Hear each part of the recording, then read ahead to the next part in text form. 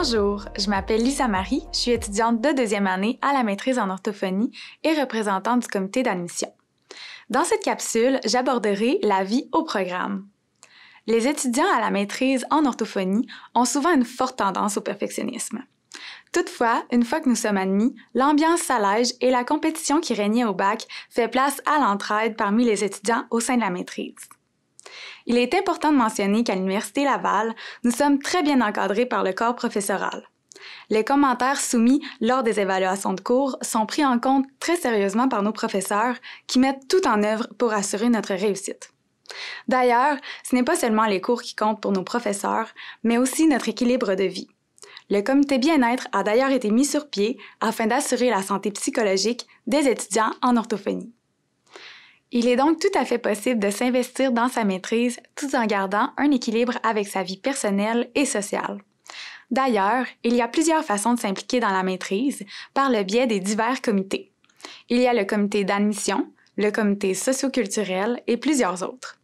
Des soirées vin et fromage, des parties, des journées à la cabane à sucre sont autant d'activités qui sont organisées par notre comité socioculturel.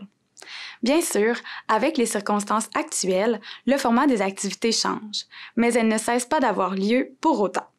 Préparez-vous entre autres à des défis photos amicaux ainsi que des midi-causeries entre cohortes sur Zoom.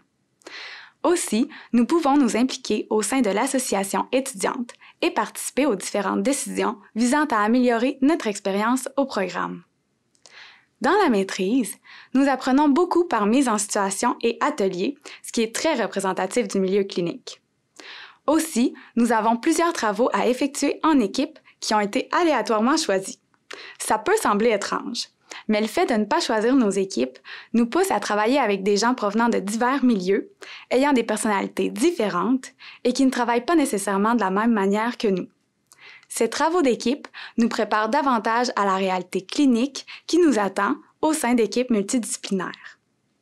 Ils nous donnent l'occasion de rencontrer et de côtoyer tout le monde au cours de la maîtrise et de développer un bel esprit d'entraide. Nous avons aussi la chance d'accueillir des conférenciers passionnants dans le cadre des conférences midi. Les conférenciers nous parlent de sujets peu abordés dans la maîtrise, ce qui suscite des échanges interactifs dans un contexte d'apprentissage et non d'évaluation. Il s'agit donc d'une opportunité en or pour en apprendre davantage.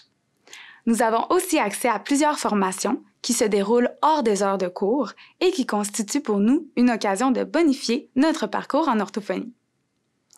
La majorité de nos cours se déroulent au pavillon de la faculté de médecine, soit au pavillon Ferdinand-Vandry. Dans ce pavillon, vous trouverez les meilleurs lattés au café étudiant L'Exocytose.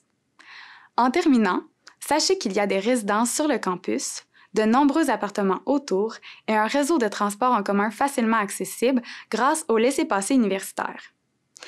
Bref, la maîtrise en orthophonie est une aventure qui nous pousse à nous dépasser afin de devenir des professionnels polyvalents et compétents. Si vous avez des questions, je vous invite à consulter le site de la Faculté de médecine.